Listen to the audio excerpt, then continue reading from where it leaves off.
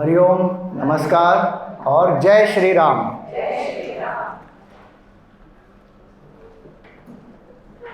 सरिता जी, आशा जी और आप सबका बहुत बहुत धन्यवाद कि यहाँ पर यह सुअवसर प्राप्त हुआ है। आपकी पहली मीटिंग है और आपने यहाँ पर चिन्मय मिशन को और मुझे आमंत्रित किया है अध्यात्म के विषय पर चर्चा करने के लिए। और हमारे देश का नाम है भारत। सो भारत का अर्थ क्या होता है? जहाँ पर लोग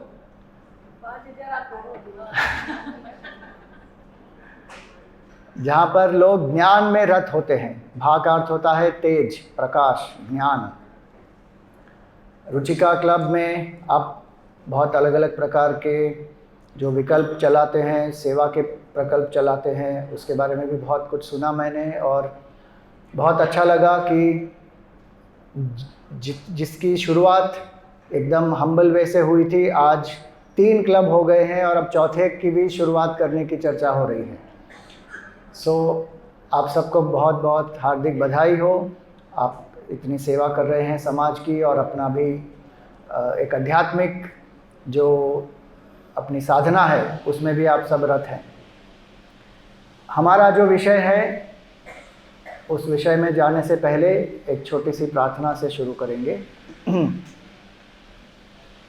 ओम सहना भवतु सहनौ भुनक्तु सह वीर्यं करवावहै तेजस्विनावधीतमस्तु मा विद्विषावहै।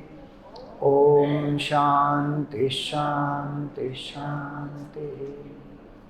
गुरुर्ब्रह्मा गुरुर्विष्णु गुरुर्देवो महेश्वरः गुरुः साक्षात् परब्रह्म तस्मै श्री गुरवे नमः। समस्तजनकल्याणे निरतं करुणामयं नमामि चिन्मयं देवं सद्गुरुं ब्रह्मविद्वरम्। हरि ओम। सो हमारा विषय है स्पिरिचुअलिटी इन प्रैक्टिस। स्पिरिचुअलिटी हमको कब प्रैक्टिस करनी चाहिए? दिन में कुछ समय में करनी चाहिए,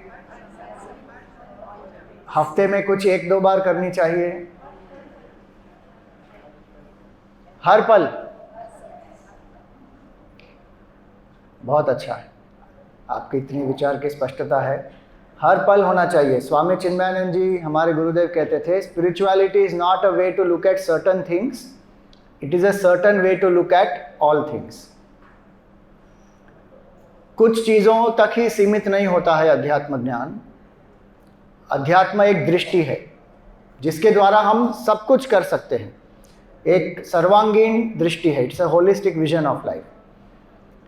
क्योंकि कई बार क्या होता है कि लोग सोचते हैं कि स्पिरिचुअल मतलब क्या, जो घर बार त्याग करके वन में चले गए हैं, जिसका केवल आध्यात्मिक ही प्रयास होता है, जिनके व्यवहार में कुछ ज़्यादा संबंध नहीं होते, जो अलिप्त हो गए हैं। और कई लोग के लिए स्पिरिचुअलिटी क्या होती है? पोस्ट रिटायरमेंट प्लान होता है कि अभी हमको नहीं प्रैक्टिस करना है। सो गुरुदेव ये भी कहते थे कि स्पिरिचुअलिटी इज नॉट द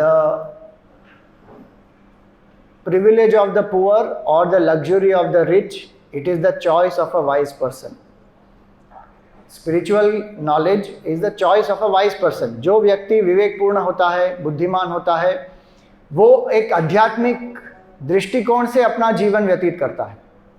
तो इसलिए स्पिरिचुअलिटी इन प्रैक्टिस, SIP, आजकल लोग SIP किसके लिए करते हैं? Systematic investment plan. तो फाइनेंशियली हमारे पास SIP के लिए पूरा प्रोग्राम होता है। हमारा कोई पोर्टफोलियो मैनेज करता है, इन्वेस्टमेंट क्या होती है, रिटर्न्स क्या होते हैं, डाइवर्स पोर्टफोलियो, वो सब हम करते हैं। लेकिन इसी तरह हमारे पास स्पिरिचुअल इन्वेस्टमेंट प्लान भी होना चाहिए। जिस तरह हमारे शरीर के लिए अन्न बहुत आवश्यक है, इसी तरह अध्यात्म ज्ञान हमारे मन के लिए, हमारी बुद्धि और हमारी आत्मा के लिए अति आवश्यक है। It is a necessity, it is not a choice actually. तो इसलिए हमारे जीवन का लक्ष्य क्या है, ये सबसे पहले हमको निर्धारित करना चाहिए कि जीवन का लक्ष्य क्या है, हमको क्या प्राप्त करना है जीवन में। एनीवन? आत्मसात होना है। वाह वाह वाह, round of applause to her, straight on the bull's eye. आत्मज्ञान प्राप्त करना है, मैं कौन हूं ये जानना है, परम आनंद को प्राप्त करना है। तो ये आनंद जो हमको प्राप्त करना है, हम तो बाहर की दुनिया में खोजते हैं, लेकिन अध्यात्म का अर्थ क्या होता है? अधि मतलब अंदर, आत्मा मतलब मैं। मेरा स्वरूप क्या है? मेरा स्वरूप है परम आनंद। तो इस परम आनंद का जो हमारा जो स्वरूप है, इस परम आनंद का अनुभव हम कैसे करें? इस शास्त्र को कहते हैं अध्यात्म शास्त्र। और वो ज्ञान जब हमको प्राप्त होता है, उस दृष्टि से जब हम जीते हैं, हर क्षण आनंद का अनुभव हमको होना है, वो हम कैसे प्राप्त करें? तो गीता में से बहुत सारे जो अलग अलग श्लोक हैं, उस पर आधारित है आज का ये हमारा सत्र। सिंपल से लेकर सटलेस तक अलग अलग चीजें किस तरह हम अध्यात्म ज्ञान को अपने जीवन में अपना सकते हैं। जैसे एक मेमोरी एड है।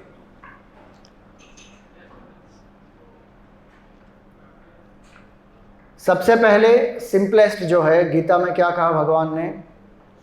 आहार में सात्विकता होनी चाहिए। सात्विक आहार जितना हम करेंगे उतना हमारा मन भी सात्विक बनेगा। क्योंकि जो भी हम आहार लेते हैं उसके 3 भाग बनते हैं। जो स्थूल भाग है वो शरीर बनता है, सूक्ष्म भाग से मन बनता है, और जो वेस्ट होता है वो निकल जाता है। अन्नमयम ही मनः उपनिषद में कहा गया है। तो जैसा हम आहार करते हैं, गीता में 17वें अध्याय में आता है, आयुः सत्व बल आरोग्य सुख प्रीति विवर्धना। ये 6 चीजों का जो वर्धन करता है वो सात्विक आहार है, जिससे आयु लंबी होती है, हेल्थ अच्छी रहती है, आयु बल बढ़ता है, आयु सत्व मन में सात्विक भाव, शांति, सुख, ज्ञान की जिज्ञासा, ये सब बढ़ता है। आयु सत्व बल आरोग्य, शरीर में जो रोग होते हैं वो पनपते नहीं है।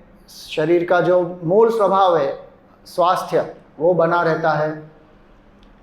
सुख और प्रीति, जिसको खाने से मन को संतोष भी होता है और मन में प्रेम उत्पन्न होता है, द्वेष उत्पन्न नहीं होता, रजोगुण उत्पन्न नहीं होता। ऐसे आहार को भगवान ने क्या कहा? ये है सात्विक आहार। कौन से आहार है वो? रस्या स्निग्धा स्थिरा हृदया, जिसमें रस होता है। आजकल तो जिसमें रस होता है उसको भी हम नीरस बना के खाते हैं। फ्रूट्स जो होते हैं इतने रसीले होते हैं, उसको पूरा का पूरा ड्राई करके पैक करके फिर हम उसको खाते हैं। सो रस्या फ्रूट्स वेजिटेबल्स, स्निग्धा जो लुब्रिकेटिंग होता है, घी। कुछ समय पहले लोग क्या कहते थे? डोंट टच घी, कोलेस्ट्रॉल बढ़ जाएगा, ये हो जाएगा, वो हो जाएगा। आज क्या करते हैं सब सेलिब्रिटी डाइटिशियंस और ये सब क्या प्रिस्क्राइब करते हैं? Drink ghee first in the morning. So रस्या स्निग्धा स्थिरा, जो हम अपने बॉडी को स्थिर रखता है, फ्लक्चुएशंस नहीं होने देता। जैसे वाइट शुगर अगर हम लेते हैं तो फ्लक्चुएशंस बहुत होते हैं हार्मोन्स में। What will stabilize the body? Slow release of sugar into the blood. So rasya, snigdha, sthira और हृदया, which is good for the heart. So fruits, vegetables, dry fruits, nuts, ये सब जो भी हैं। So सात्विक आहार दिन में एटलीस्ट 1 या 2 बार, it should be predominantly sattvic food. किसी ने एक स्कूल में पूछा बच्चों को, what is a balanced diet? So बच्चे ने कहा, pizza in one hand, burger in another hand, that is a balanced diet. So सबसे पहले आहार में सात्विकता लानी चाहिए। क्योंकि आहार का सीधा प्रभाव मन पर पड़ता है। दूसरी बात भगवान कहते हैं वाणी में मधुरता आनी चाहिए। अब ये जो सब चीज़ें हैं हम प्रैक्टिकली अप्लाई कर सकते हैं। कई लोग सोचते हैं कि अध्यात्म ज्ञान केवल थियोरेटिकल होता है, लेकिन ये थियोरेटिकल नहीं होता। बहुत सारी चीज़ें हम अपना सकते हैं अपने जीवन में। आहार में सात्विकता तो हम ला ही सकते हैं। ऐसा नहीं है कि हमको राजसिक खाना नहीं खाना चाहिए, लेकिन प्रिडोमिनेंटली सात्विक होना चाहिए मेनली। दूसरी बात है वाणी में मधुरता। तो वाणी में मधुरता आनी चाहिए। गीता में कहा अनुद्वेगकरम वाक्यम। जब हम किसी के साथ बातचीत करते हैं तो हमारी वोकैबुलरी कैसी होनी चाहिए? ऐसी होनी चाहिए जिससे लोगों के मन को शांति हो, आनंद हो, उत्साह हो, उनको they feel loved, they feel respected. ऐसा ना हो कि हम अपनी वाणी से किसी के मन में उद्वेग उत्पन्न करें, क्रोध उत्पन्न करें, किसी का तिरस्कार करें।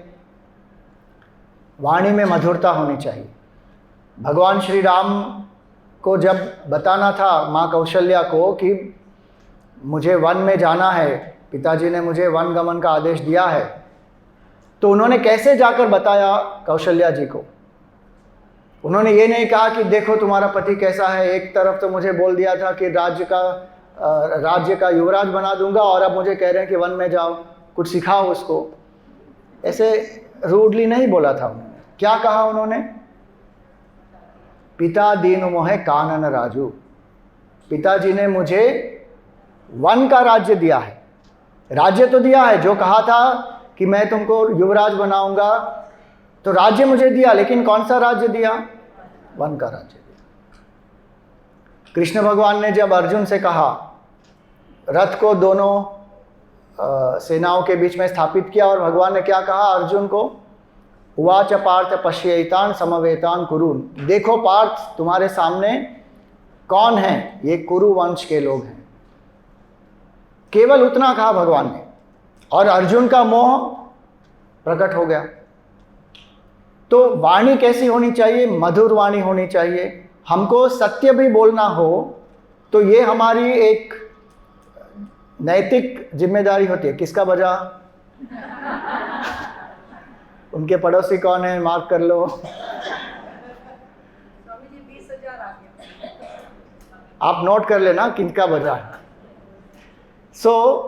जो सत्य बोलना होता है ना, कई बार लोग क्या कहते हैं, स्वामी जी मैं तो बोल देती हूँ, मैं तो मुफ्फट हूँ, मुझे कोई फर्क नहीं पड़ता, जो सत्य है मैं ऐसे ही बोल देती हूँ। अब अगर उनको अच्छा नहीं लगे तो वो उनका प्रॉब्लम है। अध्यात्म क्या कहता है? ये उनका प्रॉब्लम नहीं है, ये सबसे पहले हमारी जिम्मेदारी है। अनुद्वेगकरम वाक्यम सत्यम प्रिय हितम चयत। सत्य बोलना है, प्रिय रूप से बोलना है, और तभी बोलना है अगर इससे किसी का हित हो या हमारा हित हो। अगर हित नहीं होने वाला है, अहित हो, तो क्यों बोले?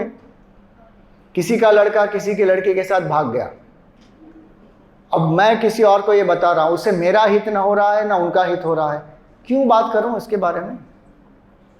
लेकिन सबसे ज्यादा यही बिकता है, गॉसिप, चुगली करते हैं।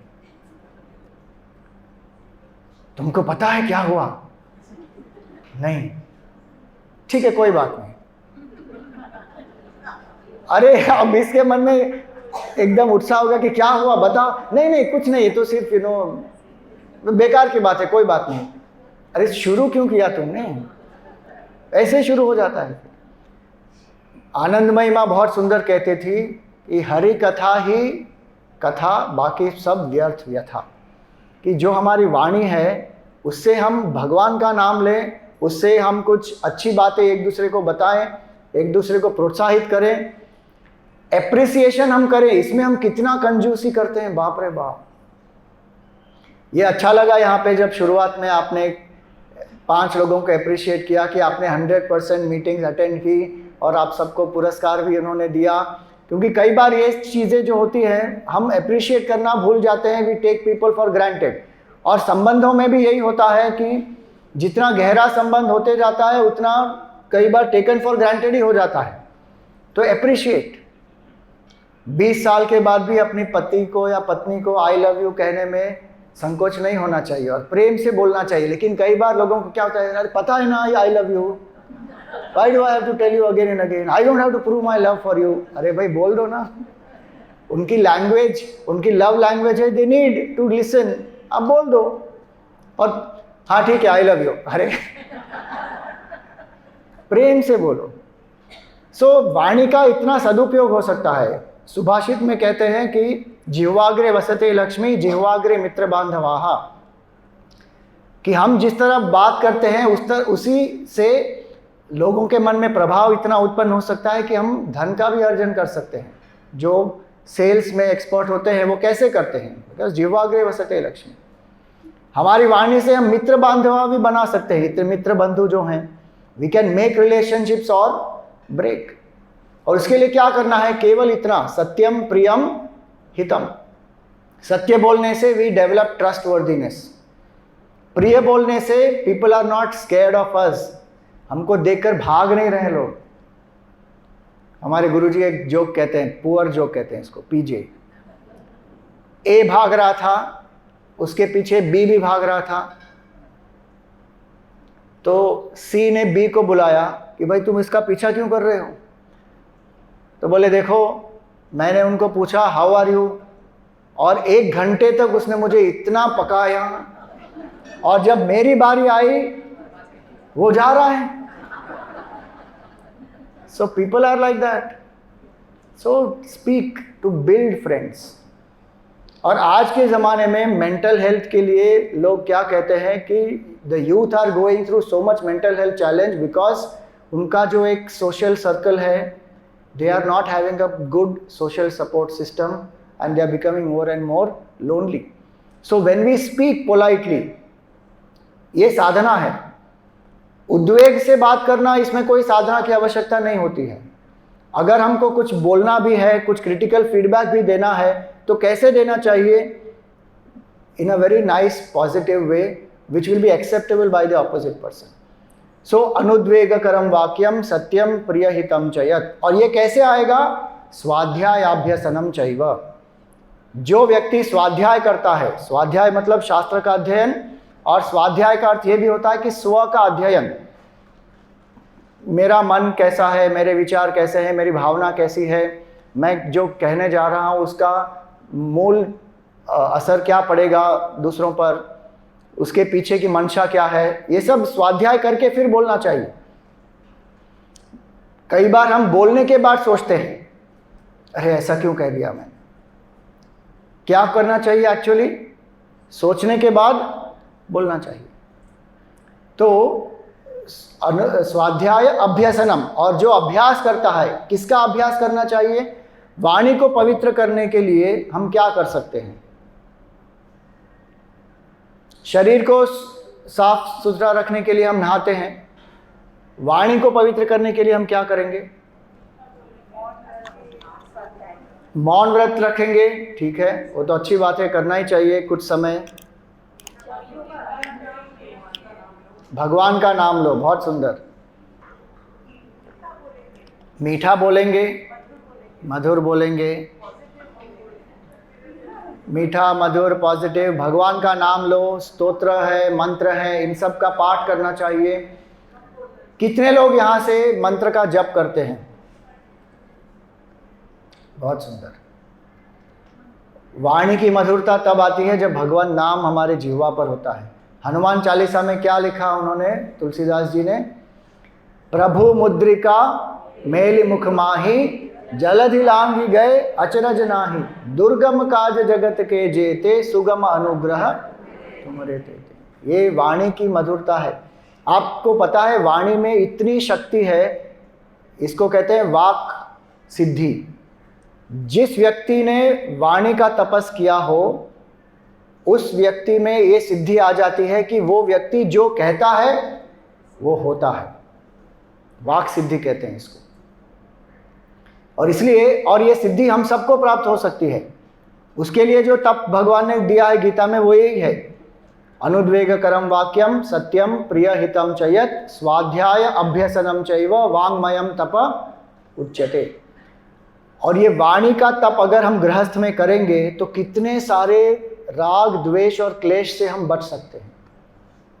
कितना क्लेश होता है केवल वाणी के कारण, और उसमें भी ज़्यादा क्लेश इसलिए होता है कि हम दूसरों की बुराई ही करते हैं ज़्यादा, अच्छाई देखना देखते भी हैं तो उसको व्यक्त नहीं करते। तो आहार में सात्विकता, वाणी में मधुरता, व्यवहार में असंगता। स्वामी जी ये बहुत मुश्किल है, हम असंग नहीं हो सकते हैं। असंगता किसके लिए है? ये तो केवल साधुओं के लिए, सन्यासियों के लिए। हम तो गृहस्थी हैं स्वामी जी, हम असंग कैसे होंगे? अगर हम असंग हो गए तो हमारे परिवार का क्या होगा, बच्चों का क्या होगा? I love my children, I love my family, how will I be detached? तो हमको क्या लगता है, असंगता को हमने कंफ्यूज कर दिया उदासीनता के साथ, उदासीन हो गए। नहीं, गीता में भगवान असंगता के बारे में बताते हैं। असंगता हमें क्यों चाहिए जीवन में? क्योंकि हमारी जितनी आसक्ति होती है उतना ही हमारा दुख होता है। मैं बहुत सारे फॉर्मूला देते रहता हूँ टॉक्स में लोगों को याद रखने के लिए। तो our attachment is directly proportional to our sorrow. जितनी हमारी आसक्ति होगी उतना ही हमको ज़्यादा दुख होगा। आप देखिए कई बार क्या होता है, हम अगर न्यूज़पेपर पढ़ रहे हैं, चाय पीते पीते पढ़ रहे हैं और कोई ऑबिचुअरी कॉलम आता है, वहाँ किसी की मृत्यु हुई होती है, हम पढ़ते भी हैं लेकिन हमको अफेक्ट नहीं होता। क्यों? क्योंकि वो हमारे नहीं हैं। लेकिन अगर हमारा कोई व्यक्ति वो उनका स्वर्गवास हो गया है तो हम क्या, एक क्षण में इतना दुख हो जाते कि अरे ये चल बसे। क्योंकि वहाँ पर एक प्रेम भी होता है, कई बार आसक्ति भी होती है। तो जहाँ अटैचमेंट होती है वहाँ पर सौरो अवश्य होता है। और पूरे महाभारत में आप देखिए, रामायण में भी आप देखिए, एक बहुत महत्वपूर्ण जो शिक्षा है उसमें से, और वो क्या है, जितना व्यक्ति आसक्त होता है उस आसक्ति के कारण ही उस व्यक्ति का पतन होता है। रामायण में आप देखिए इतना सुंदर प्रसंग आता है ना उसमें, जब भगवान को वनवास दिया जाता है तो कौशल्या माता, उनमें इतनी अनासक्ति है कि वो पूरा उसको सहन कर चुकी हैं। उनका जो चरित्र है वो इतना सुदृढ़ है। आप देखिए दशरथ महाराज की आसक्ति ज़्यादा है भगवान राम में, और दशरथ महाराज उस आसक्ति के कारण उनके प्राण भी उन्होंने त्याग दिए।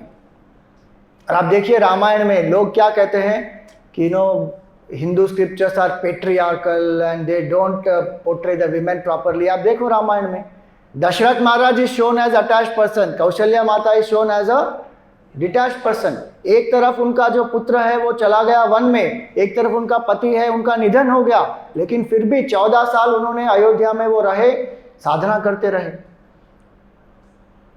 If she was very highly attached, she would have been in absolute sorrow, but she is a very strong woman.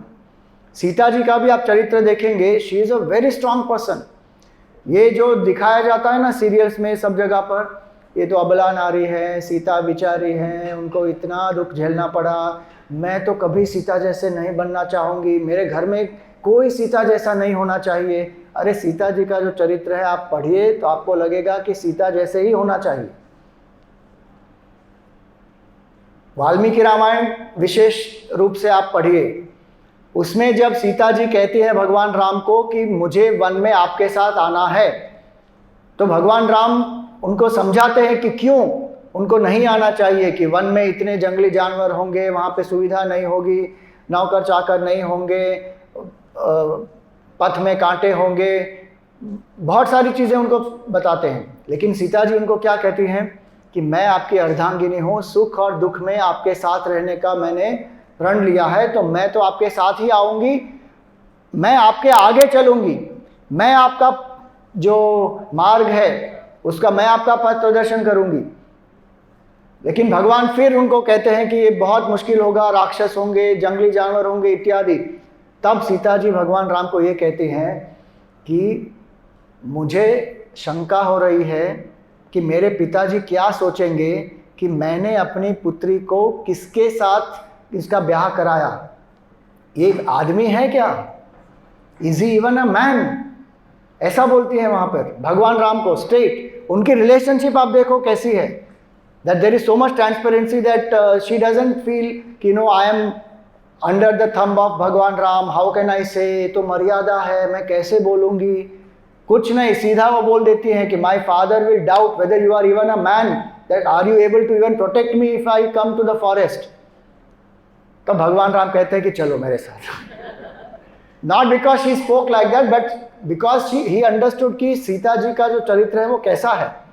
और वो उनको ये भी समझाती हैं कि ज्योतिष ने उनको बचपन में ही कह दिया था कि उनका जो जीवन है उसका बहुत बड़ा भाग वन में ही गुजरने वाला है। ये बहुत सारे उनके कारण दिए गए हैं। कहने का अर्थ ये है कि असंगता जब आती है ना जीवन में, तब जीवन में सुख और शांति भी व्यक्ति प्राप्त कर सकता है। धृतराष्ट्र को किससे आसक्ति थी? अपने पुत्र से। भीष्म को किससे आसक्ति थी? अपने वचन से, अपने प्राण से। दुर्योधन को किससे आसक्ति थी? उसको राज्य चाहिए, पदवी चाहिए, पोस्ट चाहिए। द्रौपदी को किससे आसक्ति थी? हर ब्यूटी।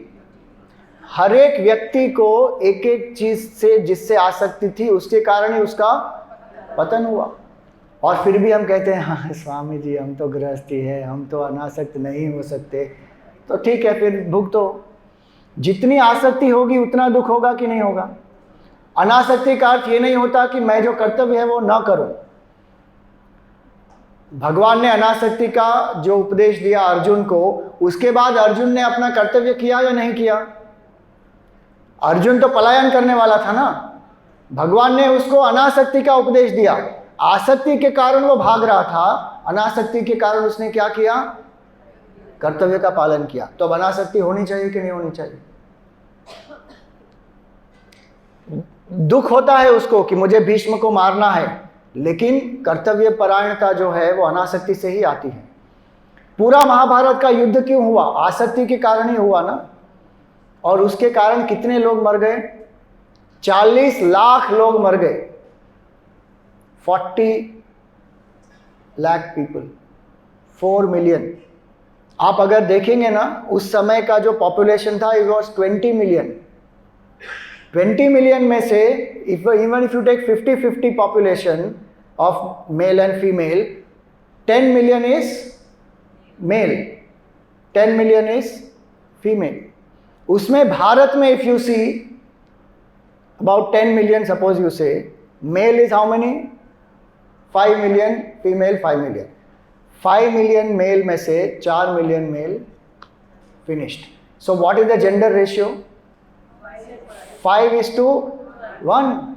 महाभारत के बाद ये हुआ, इतना नरसंहार हो गया वहां पर कि the gender ratio went for a complete toss. And to recover from there, Bharat took more than 3000 years. This is all documented. Historically आप देख लेना, उसमें मिल जाएगा आपको गूगल पे। तो आसक्ति के कारण, क्यों? एक व्यक्ति की आसक्ति अपने पुत्र के प्रति। हमारे जीवन में भी यही होता है। कितने लोगों को आसक्ति होती है कि my child has to take up this career only, should marry with in this community only, और इतना आसक्त होकर उस पर फोर्स करते हैं। Naturally there will be sorrow, there will be conflict. तो आसक्ति, इसीलिए व्यवहार में असंगता होनी चाहिए। असंगता का अर्थ क्या हुआ? प्रेम से हम करें और फ्रीडम होनी चाहिए। आजकल हम डिटैचमेंट कहें उससे बेटर है, क्योंकि लोग को लगता है कि डिटैचमेंट मतलब हैवी ड्यूटी वर्ड है, एकदम डर जाते हैं। तो मॉडर्न वर्ड क्या है? गिव मी माई स्पेस। मैं किसी के घर गया था अभी, उन्होंने मुझे अपना इतना बड़ा अच्छा आलीशान घर था, बहुत सुंदर था, लेकिन एक चीज उन्होंने बताई। बोले कि Swami ji, she has her room, I have my room, we give space to each other. वाह। And she has her room because उनका जो एक जीवन का एक लक्ष्य था, एक वॉक इन क्लॉजेट होना चाहिए। मुझे तो ये सुनकर आश्चर्य हुआ, वैसे भी मैं तो सन्यासी हूँ, मुझे इस सब का तो ज्ञान है नहीं, लेकिन उन्होंने कहा कि Swami ji, every woman has a dream that I must have a walk in closet. ऐसा अच्छा होता है क्या ऐसा? बोले हाँ होता है। So now she has her own walk in closet. I give her space. Basically उन दोनों के बीच में बन नहीं रही है, बहुत साल हो गए जीवन के, अब वो स्पेस के नाम पर एक दूसरे को कह रहे हैं कि we give space to each other. अनासक्ति का अर्थ ये नहीं होता है कि you live your way, I live my way, साथ में रहे अनासक्त होकर। इसीलिए उसका उदाहरण क्या दिया भगवान ने गीता में? पद्म पत्रम इव अंभसा, जो एक कमल का पत्र होता है ना, वो पानी में ही खिलता है, पानी में ही बढ़ता है और पानी में ही लीन हो जाता है, लेकिन बिल्कुल उस पर पानी का असर नहीं होता, वो गीला ही नहीं होता। इसी तरह how to live in the world yet not be affected by the world. Ramakrishna Paramahamsa बहुत सुंदर एक उदाहरण देते थे कि अगर नाव पानी में है तो क्या होगा? नाव बहुत अच्छे से तैर जाएगी, लेकिन अगर पानी नाव में घुस गया तो वो डूब जाएगी। अगर हम संसार में जीते हैं तो कोई प्रॉब्लम नहीं है, अनासक्ति से हम व्यवहार करेंगे, आसानी से ये संसार सागर के पार जा सकते हैं। लेकिन अगर संसार हम में जीने लगा तो क्या होगा? डूब जाएंगे। और संसार यहां पर होता है, बाहर नहीं होता संसार। जो बाहर की दुनिया है उसको कहते हैं विश्व या जगत, लेकिन संसार यहां पर होता है। हमारे गुरुदेव संसार का एक बहुत अच्छा डेफिनेशन देते थे, हु इज ए संसारी? One who is always somewhat sorry is a संसारी। हमेशा जिसके मन में कुछ ना कुछ ग्लानि होती है कि ये ठीक नहीं है, वो ठीक नहीं है, this is not good, that is not good, ये कम है, वो ज़्यादा होना चाहिए था, हमेशा जो नकारात्मक भाव होता है मन में, वो संसारी है। और जो आसक्त हो जाता है वो संसारी है। तो अनासक्त होना चाहिए। वाणी में मधुरता, आहार में सात्विकता, व्यवहार में असंगता। असंगता कैसे हो? Do your best and leave the rest. बस मेरा जो कर्तव्य है मैं करूंगा, मैं करूंगी, और उसके बाद जो होगा देखा जाएगा। कर्तव्य परायणता आती है असंगता से। अगर धृतराष्ट्र में थोड़ी सी असंगता होती तो वो जो राजा का उसका कर्तव्य था वो निभा लेते, पूरा जो महाभारत का युद्ध था वो नहीं होता। तो हमारा कर्तव्य क्या है? हमारी जो भारतीय सभ्यता संस्कृति है वो कर्तव्य पर आधारित है, वो अधिकार पर आधारित नहीं है। लेकिन आजकल क्या हो रहा है, धीरे धीरे वो कर्तव्य परायणता से छूटकर हम अधिकार में आ गए। This is my right. Duty करना तो लोग चाहते ही नहीं, राइट पर पहले एम्फेसिस होता है। तो इसलिए असंगता कब होती है? जब हम अपना कर्तव्य करते हैं, भले हमको अच्छा लगे या ना लगे, ये अगर मेरा कर्तव्य है मुझे करना है। कोई व्यवहार करना है, अगर some person I have to go and meet, मुझे वो व्यक्ति अच्छा ही नहीं लगता, लेकिन अगर वो मेरा कर्तव्य है तो मुझे क्या करना चाहिए? जाकर करना चाहिए। उससे क्या होगा? हम अपने मन पर, हमारे मन में जो राग और द्वेष है उस पर हम नियंत्रण पाएंगे। Otherwise we are a victim of our own attachment and aversion. तो व्यवहार में असंगता होनी चाहिए, और असंगता जितनी होगी उतना प्रेम भी ज्यादा होगा, डिटैचमेंट ज्यादा होगी, प्रेम ज्यादा होगा, आनंद भी ज्यादा होगा। तो व्यवहार में अगर आनंद है उसका अर्थ क्या है? असंगता है।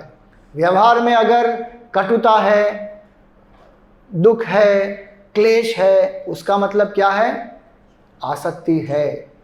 किसी भी व्यवहार में हो सकता है, और इसलिए उसमें असंगता लाना बहुत आवश्यक है। चौथी बात भगवान क्या कहते हैं? कर्म में दक्षता आनी चाहिए, या कर्म में कुशलता आनी चाहिए। गीता में भगवान कहते हैं योगः कर्मसु कौशलम। अभी 21 जून को हमने अंतर्राष्ट्रीय योग दिवस मनाया। तो योग का अर्थ क्या होता है?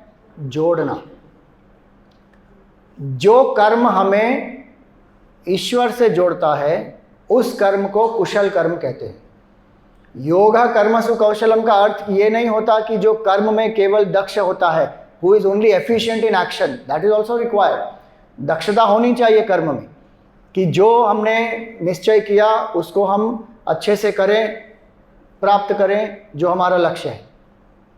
अब ये जो कार्यक्रम ऑर्गेनाइज हुआ, पूरे साल का जो आप कार्यक्रम करते हैं, उसमें दक्षता लगती है कि जो भी प्रोग्राम्स प्लान करते हैं उसको एफिशिएंटली एग्जीक्यूट करें, लोगों को उसका लाभ हो। So it requires lot of effort, no doubt.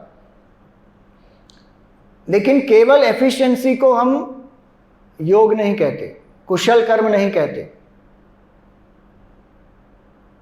एक पिक पॉकेटर था, पिक पॉकेटर कपल था, दोनों को एक पुत्र पैदा हुआ, और वो पुत्र कैसा पैदा हुआ कि जैसे ही उसने जन्म लिया नर्स की अंगूठी खो गई। इसको कहते हैं कार्य में दक्षता, एफिशिएंट, इनबॉर्न एफिशिएंट पिक पॉकेटर। तो इसको एफिशिएंसी नहीं कहते। जिस कार्य से हम ईश्वर से जुड़ते हैं उसको कहते हैं कर्मयोग। जो कर्म हमें ईश्वर से जोड़ता है उसको कहते हैं कर्मयोग। और ऐसा कर्मयोग करते करते ही व्यक्ति अनासक्त होता है। इसीलिए गीता में भगवान कहते हैं कि अर्जुन, ये जो तुमको युद्ध करना है ये बहुत ही घोर कर्म है। अर्जुन भगवान से पूछते हैं कि मैं ये घोर कर्म क्यों करूं? भगवान कहते हैं क्योंकि ये तुम्हारा धर्म है, तुम क्षत्रिय हो, धर्म का पालन करना है, और अगर तुम इसको ईश्वर अर्पण बुद्धि से करोगे तो तुम्हें कोई पाप नहीं लगेगा। भगवान इसीलिए कहते हैं ततो युद्धा युज्यस्व नैवम पापम अवाप्स्यसि। जो भी हम कर्म करें कर्तव्य भावना से करें और ईश्वर अर्पण भावना से करें तो व्यक्ति कर्म में कुशलता प्राप्त करता है। जो अनासक्ति होनी चाहिए वो भी आ जाती है और नए कर्म नहीं बांधता। और ये कर्मयोग का जो अभ्यास है वो हम हर एक क्षण जीवन में अपना सकते हैं। सुबह हम उठते हैं तब से हम ईश्वर अर्पण भाव से कर्म कर सकते हैं। जैसे ही हम उठते हैं पहले हमको क्या करना चाहिए? आजकल तो पहले उठते ही क्या करते हैं? फोन ले लेते हैं। हमारे ऋषि मुनि क्या कहते हैं? जैसे ही उठते हैं सबसे पहले कराग्रे वसते लक्ष्मी, करमूले सरस्वती, कर मध्य तु गोविंदा, प्रभाते कर दर्शनम। कितने लोग करते हैं? अरे वाह, बहुत बढ़िया। One round of applause to all of you. इतने सारे लोग आप करते हैं हर रोज सुबह, बहुत अच्छे।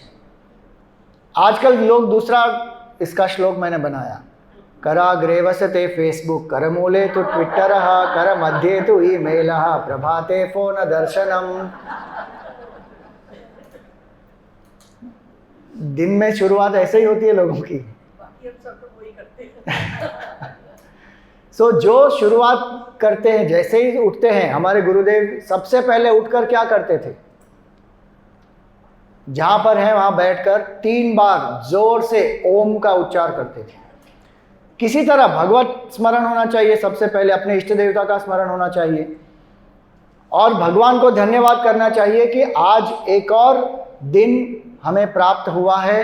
इतना अच्छा एक सौभाग्य है। आज मैं ज्ञान का अर्जन करूं, आज मैं किसी की सेवा करूं, आज उत्साह से कुछ सीखूं। Start the day with such positivity, with gratitude. शुरुआत में इन्होंने कहा कि आज का वर्ड क्या है? ग्रैटिट्यूड। आपके हर मीटिंग में एक स्पेसिफिक वर्ड होता है क्या? अच्छा, आपने शुरू किया, वेरी नाइस। सो ग्रैटिट्यूड बहुत महत्वपूर्ण होता है क्योंकि हम हमेशा जो नहीं है उस पर हमारा ध्यान ज़्यादा जाता है। जो है उसका हम उसकी उपेक्षा ही कर देते हैं कई बार। इसीलिए gratitude helps us to live with such positive attitude कि जो भगवान ने मुझे दिया है उसके लिए मैं धन्यवाद करता हूं भगवान का, और आज का जो एक दिन है उसका कैसे हम सदुपयोग करें। So it starts with an enthusiastic beautiful positive emotion. पैर जब हम जमीन पर रखते हैं तो समुद्र वसने देवी पर्वतस्तन मंडले विष्णु पत्नी नमस्तुभ्यम पादस्पर्शम क्षमस्व में। आज लोग एनवायरनमेंट के बारे में इतना बोल रहे हैं, हम अपना पैर जब जमीन पर रखते हैं तब भगवान भूमि माता से हम क्षमा मांगते हैं कि हम आपके ऊपर पैर रख रहे हैं, आप हमें क्षमा कीजिए। जब हम स्नान करते हैं तो क्या कहेंगे? गंगे च यमुने चैव गोदावरी सरस्वती नर्मदे सिंधु कावेरी जलेस्मिन सन्निधिम कुरु। आजकल तो भूल ही जाते हैं कई बार। तो हर चीज में भोजन के पहले, ये सत्संग के बाद भोजन होगा, तो भोजन के पहले हम क्या करें? अहम वैश्वानरो भूत्वा प्राणिनाम देहमाश्रितः प्राणापान समायुक्ता पचाम्यन्नम चतुर्विधम। तो हर चीज, छोटी से छोटी चीज हम भगवान को समर्पित करके कर सकते हैं। ऐसे कर्म को हम कुशल कर्म कहते हैं, और ये गृहस्थी का धर्म भी है। आप देखते होंगे कि कई जगह पर खाने से पहले 3 निवाले निकाल के बाहर रखते हैं, गाय के लिए, कुत्ते के लिए, कौवे के लिए, फिर हम खाते हैं। तो ये गृहस्थ का धर्म है। भगवान से पहले प्रार्थना करें, धन्यवाद करें, उसके बाद 3 निवाले निकालें, उसके बाद हम खाना खाते हैं। तो जो भी हम कर्म करें, जो हमारा कर्तव्य कर्म है, उसको भगवान को समर्पित करके करें, तो हमारा भगवान से संबंध जो है वो शाश्वत संबंध है। बाकी संबंध जो है वो केवल कुछ समय के लिए है, लेकिन भगवान से हमारा संबंध शाश्वत है, और भगवान का स्वरूप आनंद है। इसीलिए जो व्यवहार में असंगता आती है वो इसी से आती है। The more I attach to the Lord, the more I detach from the lower. तो 4 चीजें हमने देखी। पहले आहार में सात्विकता, मेमोरी एड है, इसको याद रखना है। तो आहार में सात्विकता, वाणी में मधुरता, व्यवहार में असंगता, कार्य में कुशलता। जो कर्म करते हैं कुशल रूप से करना चाहिए, उसमें हमारे पास स्किल सेट भी होनी चाहिए, और भगवान को समर्पित करके भी हमको करना चाहिए। 5वीं चीज है कर्म फल में समता। जो भी हमें कर्म का फल प्राप्त हो, उसको एक समता के भाव से, प्रसाद बुद्धि से हम ग्रहण करें। क्योंकि कर्म हमारे हाथ में है, कर्म फल हमारे हाथ में नहीं है। और अच्छा है कि कर्म फल हमारे हाथ में नहीं है, नहीं तो ऑलरेडी जितना क्लेश है संसार में वो तो बहुत ज़्यादा बढ़ जाता, क्योंकि हर एक व्यक्ति को अपना कर्म फल चाहिए, तो कोई नतीजा ही नहीं निकलता। भगवान ने कर्म फल हमको नहीं दिया है, कर्म करने की क्षमता हमको दी है। तो क्या कर्म फल की अपेक्षा होनी चाहिए या नहीं होनी चाहिए? Should we expect a result और नॉट?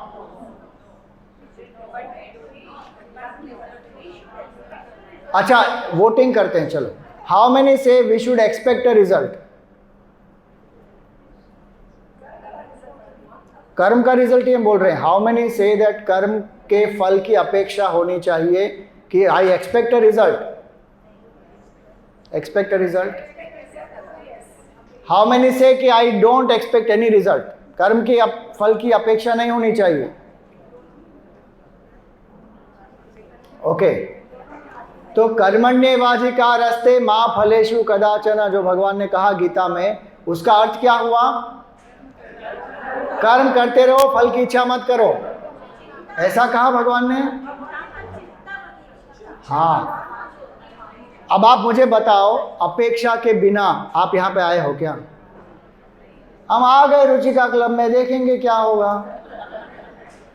अपेक्षा है ना कि यहाँ पर कुछ अच्छा प्रोग्राम होगा, सत्संग होगा, फिर भोजन होगा। ठीक है, भोजन दो तो ठीक, नहीं दो तो भी ठीक, हम तो आ रहे हैं, बस देखेंगे। ऐसी कोई भावना है क्या? अगर आप भोजन नहीं दोगे तो क्या होगा? हाँ, स्ट्राइक हो जाएगी, एकदम रायट हो जाएगा कि अरे हमने फीस दी है, आप फाइन लगाते हो नहीं आने का, और खाना भी नहीं दे रहे हो, ये क्या हो गया? क्यों? नहीं, हमारी अपेक्षा कुछ नहीं है। ऐसा होता है क्या? कृष्ण भगवान को अपेक्षा थी या नहीं? महाभारत युद्ध से कृष्ण भगवान को अपेक्षा थी या नहीं थी? क्या भगवान ये कहा ठीक है अब तुम दोनों युद्ध करो, देखा जाएगा जो परिणाम होगा? अर्जुन को पलायन करना था, हाँ ठीक है अर्जुन तुम पलायन कर लो। भगवान को अपेक्षा थी ना, क्या अपेक्षा थी भगवान की? धर्म की स्थापना होनी चाहिए। कोई भी कर्म अपेक्षा के बिना हो ही नहीं सकता है। It is impossible to do a action without expectation. लेकिन दुराग्रह नहीं होना चाहिए।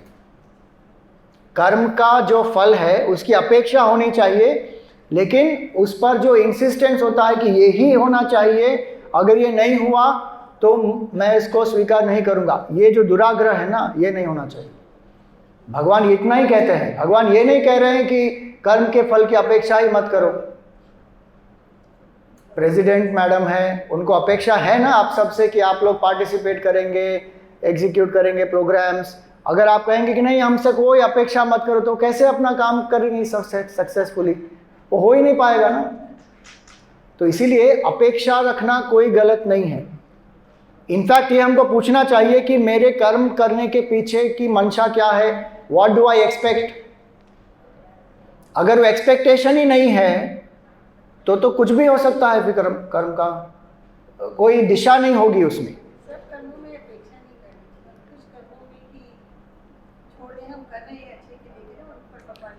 हाँ, लेकिन अच्छे के लिए कर रहे हैं, वो अपेक्षा तो है ना कि अच्छा होगा इससे। अपेक्षा है लेकिन दुराग्रह नहीं है। वो जो आपने कहा वो सही है कि जो हम कर रहे हैं वो अच्छे के लिए कर रहे हैं, फिर भगवान की इच्छा। तो ये जो भगवान की इच्छा है ना, इसको कहते हैं अनासक्ति, कि जो कुछ भगवान देंगे वो हम स्वीकार करेंगे। इन्होंने अनाउंस किया कि अगले साल 50 लोग होने चाहिए जिनको हम ये पुरस्कार दे, ये उनकी अपेक्षा है। अब अगले साल 50 के बदले 25 आए तो ठीक है, वो स्वीकार कर लें, हो गया। उसके लिए जो प्रयास करना है वो पूर्ण रूप से प्रयास करें, उसके बाद जो होगा उसको प्रसाद बुद्धि से स्वीकार करें। इसको कहते हैं कर्म फल में समता।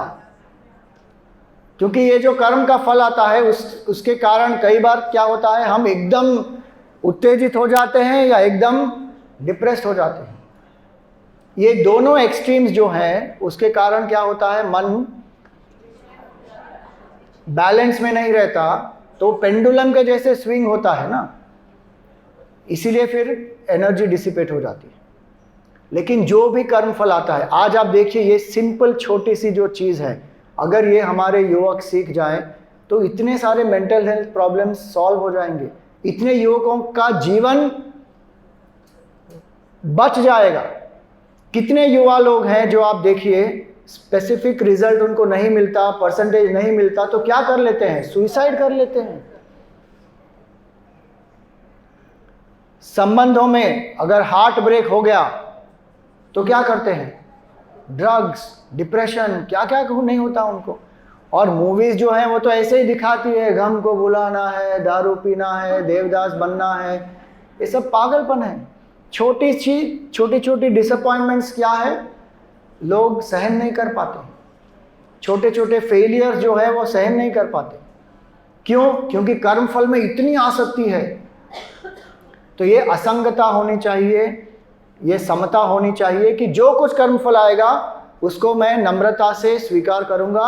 अगर वो मेरे अनुकूल है तो मैं भगवान का कृतज्ञ रहूंगा, और अगर प्रतिकूल है तो उसमें से मुझे क्या सीखना है, I will learn and move ahead.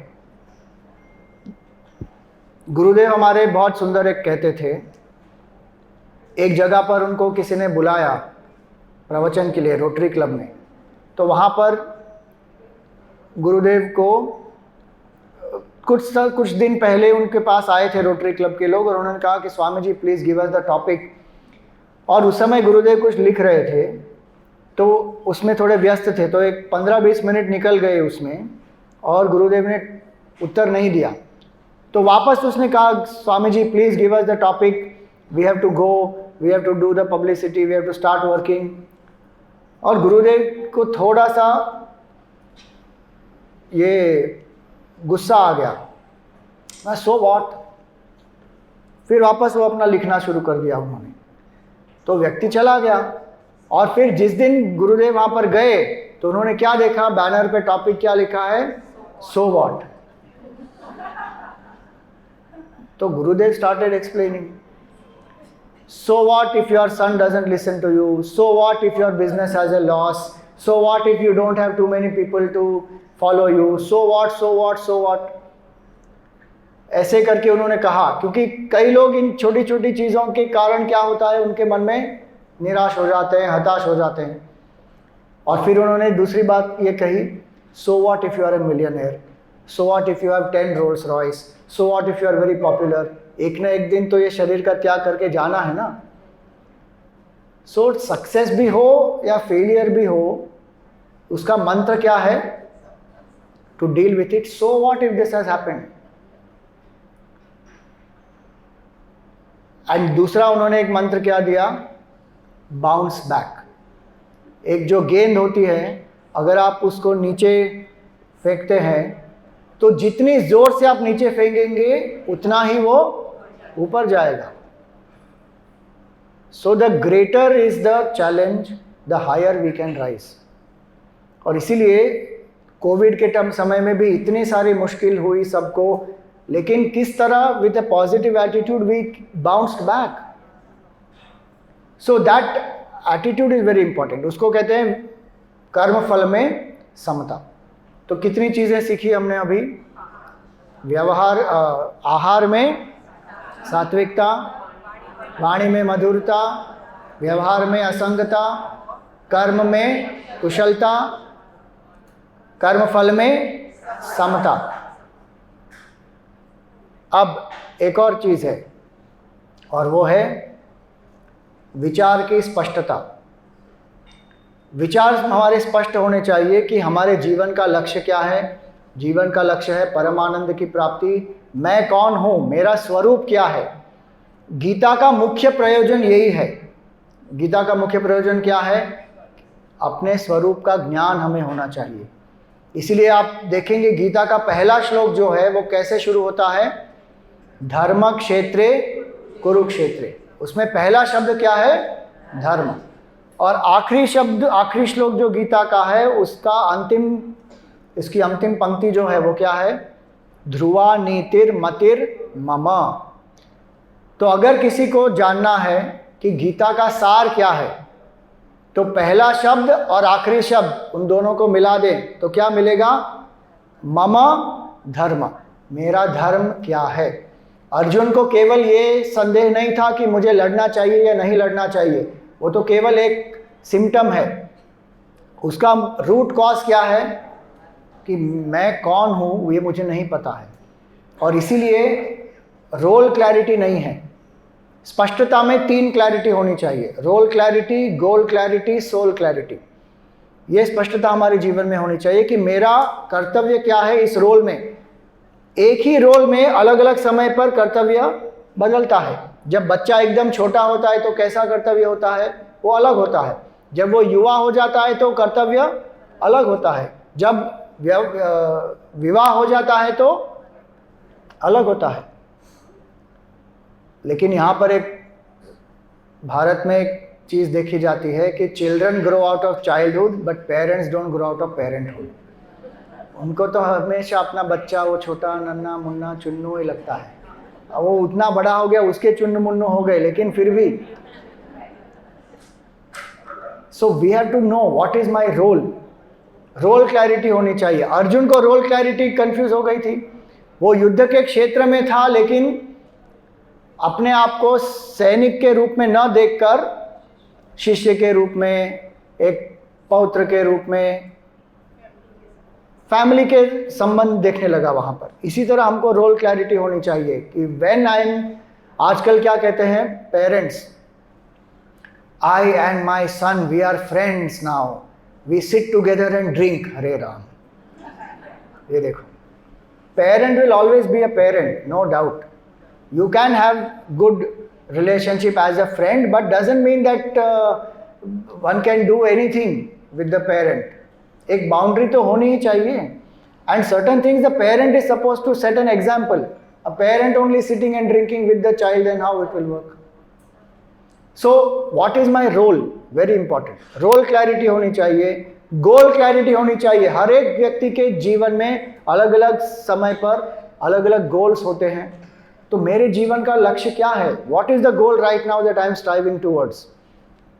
अगर जीवन में कोई लक्ष्य नहीं है तो we are like a block of wood just floating, drifting. और इसीलिए फिर हमको ऐसा लगेगा कि मेरे जीवन का क्या प्रयोजन है, I am just moving along, we feel taken for granted, क्योंकि हमारे जीवन में एक दिशा नहीं है। और इसीलिए goal is a very very important aspect. और इसीलिए आज देखिए फिजिकल गोल्स भी होने चाहिए फॉर फिटनेस, करियर गोल्स होने चाहिए, सोशल गोल्स होने चाहिए। और आजकल लोगों में क्या हो रहा है? Relationship goals, they need goals in the relationship, क्योंकि एक दूसरे के साथ समय नहीं बिता पा रहे हैं। सो रोल क्लैरिटी एक होनी चाहिए, गोल क्लैरिटी एक होनी चाहिए, और most important is soul clarity. मैं कौन हूँ? मैं ये शरीर मन बुद्धि नहीं हूँ, ये केवल एक इक्विपमेंट है मेरे पास।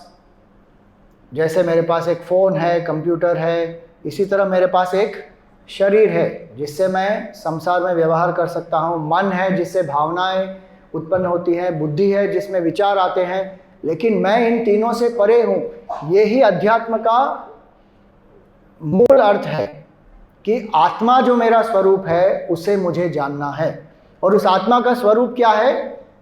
सत चित आनंद। क्या कोई मरना चाहता है यहाँ पर?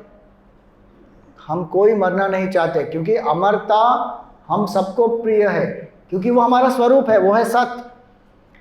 अज्ञान किसी को प्रिय है? लोग कहते हैं Swami ji ignorance is bliss, लेकिन हमारे गुरुजी कहते हैं कि ignorance is not bliss, it is blisters. जो अविद्या होती है उसी के कारण हमारे जीवन में मोह होता है, भय होता है, शोक होता है। Ignorance is not bliss. ज्ञान प्राप्ति हमारा स्वरूप है, ज्ञान हमारा स्वरूप है, और ज्ञान प्राप्ति इसीलिए स्वाभाविक है हमारे लिए। अध्यात्म ज्ञान प्राप्त ना करना चाहते हो, लेकिन कुछ और ज्ञान तो प्राप्त करना चाहते ही है ना। कुछ नहीं तो पड़ोसी के जीवन में क्या हो रहा है वो तो हमको जानना ही है। ये साड़ी आपने कहाँ से ली, जानना है ना। We want knowledge. सो अमरता हमको चाहिए, ज्ञान हमको चाहिए, और आनंद सबको चाहिए। और इन तीनों की खोज हम कहाँ कर रहे हैं? बाहर। अध्यात्म क्या कहता है कि शाश्वत आनंद, परम शांति, आत्यंतिक दुख निवृत्ति, ये सब हमारा ही स्वरूप है। तो इसीलिए अध्यात्म ज्ञान हमको प्राप्त करना है, और इसीलिए साधना की बहुत आवश्यकता होती है। क्योंकि ये जो अंदर है, अंदर मतलब कहाँ पर है? मन के अंदर है। मन में तो विचार आते हैं, भावनाएं आते हैं, आती जाती रहती हैं। इस मन को स्थिर करना है। सो मन की स्थिरता आनी चाहिए, विचार में स्पष्टता आनी चाहिए। ये दोनों कैसे हम प्राप्त करेंगे? इसके लिए साधना करनी चाहिए।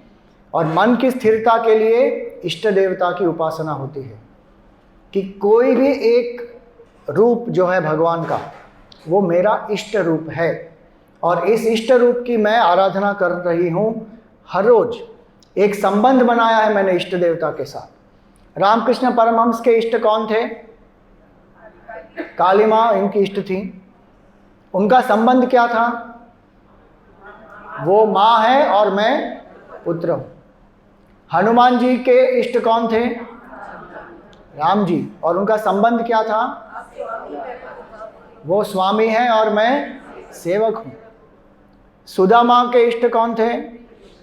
कृष्ण भगवान, और उनका संबंध क्या था? मित्र है। मीराबाई के इष्ट कौन थे? कृष्ण भगवान, और उनका संबंध पति के रूप में, प्रियतम के रूप में। तो हमको ये प्रहलाद का संबंध क्या था? वो भगवान है, मैं भक्त हूँ। तो कोई भी एक संबंध बनाना चाहिए। भगवान कितने हैं? एक है या अनेक है? भगवान एक है, रूप अनेक है। लेकिन अनेक रूप है तो हमारा मन क्या करेगा? अनेकता का ही उसको भास होते रहेगा। तो ऐसा नहीं है कि अनेक रूप है और हम अगर एक रूप की पूजा करेंगे तो दूसरे रूपों का तिरस्कार करेंगे, ऐसा नहीं है। लेकिन क्या हमको एक रूप चुनना चाहिए या नहीं चुनना चाहिए? एक चुनना चाहिए कि ये मेरा इष्ट रूप है, क्योंकि जब तक वो हम नहीं करेंगे तब तक एकाग्रता नहीं प्राप्त होगी। कई लोगों को भय होता है, स्वामी जी मुझे इष्ट रूप चुनना नहीं है क्योंकि पता नहीं क्या होगा, अगर मैंने शिव जी को इष्ट रूप में मान लिया, अब गणेश जी नाराज हो गए तो, अब मैं इतने साल से शनि देवता को पूजती हूँ, अब वो मैं शनि देवता को अगर नहीं पूजूंगी तो फिर शनि की 7.5 लग जाएगी। तो सभी देवताओं को थोड़ा थोड़ा पूजते रहो। Why take a risk? अब गॉड एक है या ज़्यादा है, क्या फ़र्क पड़ता है? We don't want to disturb anybody. We don't want to make enmity from anybody. ये हमारा सनातन धर्म नहीं कहता। अलग अलग रूपों से हमको क्या करना है? एक रूप पे आना है और नित्य साधना उनकी करनी है, क्योंकि भगवान एक ही है। तो इष्ट देवता की उपासना बहुत आवश्यक है। पूजा हो, जप हो, भजन हो, मंत्र का उच्चार हो, स्तोत्र का चैंटिंग हो, अलग अलग साधनाएं होती हैं। इसके द्वारा मन में स्थिरता आती है, और जितना मन अंतर्मुख होगा उसके द्वारा, उस उपासना के द्वारा व्यक्ति को अपने ही स्वरूप का ज्ञान भी तभी प्राप्त होगा। कई लोग जो हैं वो हमारे वेदांत की कक्षा में आते हैं, वेदांत का अध्ययन करते हैं, स्टडी ग्रुप्स, देवी ग्रुप्स में भी भाग लेते हैं, लेकिन उनको ये लगता है कि आत्मा मेरा स्वरूप है तो मैं ईश्वर की पूजा क्यों करूं? ईश्वर की पूजा हमको क्यों करनी चाहिए? क्योंकि जब तक मुझे लगता है कि मैं ये देह हूं, अगर मैं जीव हूं तो ईश्वर है या नहीं? ईश्वर है। और जीव भाव तभी शरणागत हो सकता है जब ईश्वर में हम एक श्रद्धा रखते हैं। तो ये अध्यात्म ज्ञान का जो अभ्यास है वो बिना इष्ट रूप के, बिना आत्मज्ञान के निधिध्यासन के नहीं हो सकता। बाकी जितनी भी चीज़ें हमने बताई वो एक प्रेपरेशन है। अध्यात्म का मूल क्या है? स्वरूप का ज्ञान। और स्वरूप का ज्ञान कब होगा? जब मन में स्थिरता होगी, मन में शुद्धता होगी और बुद्धि में स्पष्टता होगी। Subtlety of the intellect, purity of the mind. तब व्यक्ति को एक ज्ञान की जिज्ञासा होती है। गुरु के सानिध्य के द्वारा श्रवण मनन निधिध्यासन करके व्यक्ति को आत्मज्ञान होता है, जीवन धन्य हो जाता है, व्यक्ति परम आनंद स्वरूप को प्राप्त होता है। तो ये कुछ चीज़ें जो हमने सीखी।